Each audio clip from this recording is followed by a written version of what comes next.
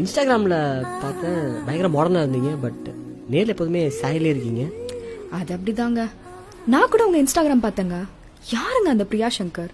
உங்க எல்லா போட்டோக்கும் like and comment பண்ணிருக்காங்க. பிரியா யாரு? ப்ளீஸ்ங்க, அதை பற்றி மட்டும் பேச வேண்டாமே. ஏன்? இல்லைங்க, வேற எதை பற்றி வேணாலும் பேசலாம், இதை பற்றி மட்டும் பேச வேண்டாம் ப்ளீஸ். சி, எல்லாருக்குமே பாஸ்ட் ரிலேஷன்ஷிப் இருக்குங்க, அதெல்லாம் எனக்கு கவலை இல்ல. சொல்லுங்க. ஐயோ, அது ஒரு கேவலமான சீக்ரெட்டுங்க, அதை பற்றி மட்டும் பேச வேணாம் please. C, we might end up in marriage. இப்ப போய் எதுக்கு நமக்குள்ள சீக்ரெட்ஸ்?